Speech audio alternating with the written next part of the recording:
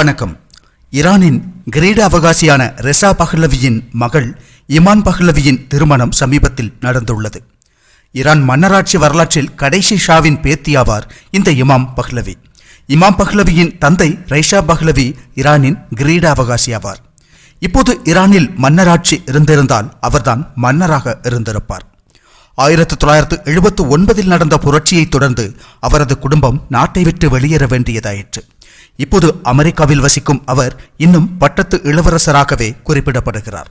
தற்போதைய ஈரான் அரசாங்கத்தை அமெரிக்காவும் இஸ்ரேலும் இதுவரை அங்கீகரிக்கவில்லை.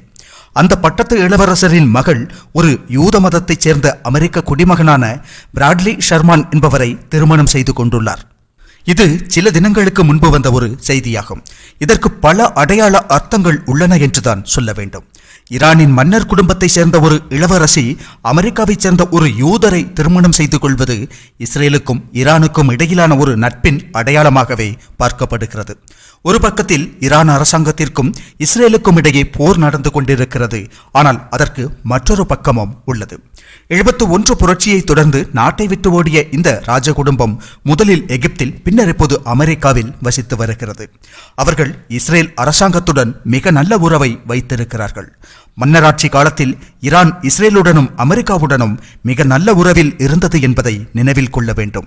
அந்த நல்ல உறவு இப்போதும் தொடர்கிறது ஈரான் மன்னர் குடும்பத்திற்கும் இஸ்ரேல் அமெரிக்காவிற்கும் இடையில்.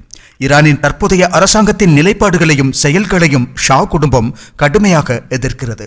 பட்டத்து இளவரசரின் மனைவி சமீபத்தில் இஸ்ரேலுக்கு பயணம் செய்திருந்தார். பாரம்பரிய நட்பின் ஒரு பகுதியாக அதை தொடர்வதற்காக அந்த பயணத்தை மேற்கொண்டிருந்தார் அவர். ஒருபுறம் மிக கடுமையான பகைமையுடன் அடித்துக் கொள்ளும் ஈரானையும் இஸ்ரேலையும் உலகம் காண்கிறது. மற்றொரு பக்கம் வேறொரு வடிவில் பழைய உறவு தொடர்ந்து கொண்டும் உள்ளது. முந்தைய காணொளியில் குறிப்பிட்டதைப் போல ஈரான் மக்களுடன் அல்ல, உங்களை அடக்கி ஆளும் அரசாங்கத்துடன் தான் எங்கள் போர் என்று நெதன்யாகு மீண்டும் மீண்டும் சொல்கிறார். நெதன்யாகுவின் வார்த்தைகளில் ஈரானின் மக்களிடம் மிகுந்த மரியாதையும் மதிப்பும் பாசமும் உள்ளது.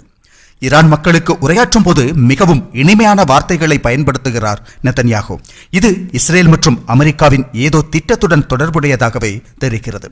தற்போதைய அரசாங்கத்தை அகற்றிவிட்டு பழைய கிரவுன் பிரின்ஸை அதிகாரத்திற்கு கொண்டு வருவதே அவர்களின் நோக்கமாக இருக்கக்கூடும். இஸ்ரேல் மற்றும் ஈரான் இடையிலான உறவின் அடையாளமாகவும் கிரவுன் பிரின்ஸின் மகள் ஒரு யூதரை திருமணம் செய்து கொண்டுள்ளதை பார்க்கலாம். அந்த திருமணத்தின் காட்சிகள் மற்றும் பிற விவரங்கள் ஊடகங்களில் வெளிவந்துள்ளன.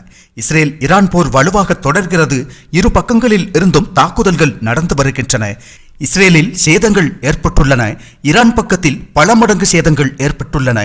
அது எங்கே முடியும் என்று இந்த கட்டத்தில் யாராலும் கணிக்க முடியாது. ஈரானில் அரசாங்க மாற்றம் வந்தால்தான் அது முடியும் போல் தெரிகிறது.